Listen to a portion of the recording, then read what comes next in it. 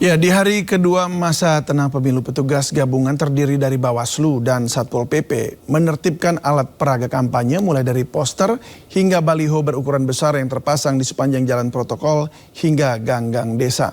Petugas mengalami kesulitan karena APK terpasang di area persawahan hingga tiang listrik.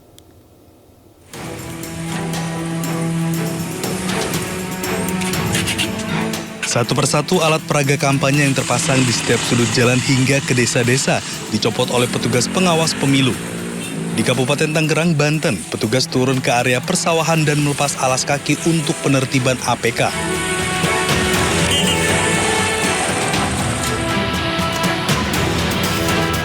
Penertiban APK dilakukan sejak dimulainya masa tenang kampanye pada 11 Februari hingga 13 Februari.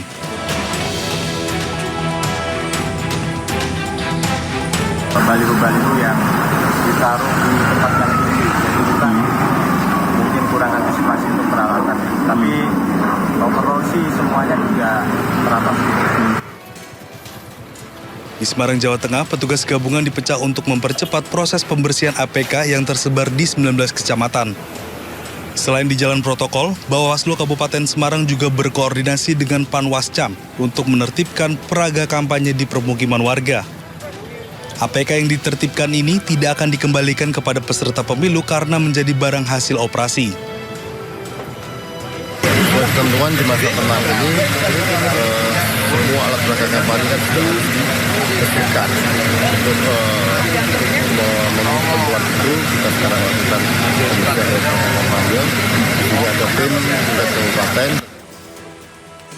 Begitupun di Salatiga, Jawa Tengah. Di hari kedua masa tenang pemilu, beragam alat peraga kampanye mulai dari poster, bendera, hingga baliho yang bertebaran di wilayah Salatiga dibersihkan. Selain di jantung kota, penertiban juga dilakukan di jalur protokol dan jalan lintas penghubung. Sepanjang melakukan penertiban, petugas berhasil menurunkan belasan ribu alat peraga kampanye. Kami sediakan pick-up dan armada lain seperti truk, nah itu kita gunakan untuk mengangkut alat peraga yang sudah diturunkan. Sementara itu di Pasuruan, Jawa Timur, spanduk berukuran kecil hingga sedang dirobohkan. Selanjutnya dilipat untuk disimpan di kantor Bawaslu di Jalan Untung, Suropati. Khusus untuk baliho ukuran besar, tim gabungan mengerahkan mobil perbaikan penerangan jalan milik Disub Pemkot setempat untuk menurunkan APK raksasa para caleg. Petugas harus ekstra hati-hati karena banyak APK caleg yang dipasang berdekatan kabel PLN. Tim Liputan iNews melaporkan.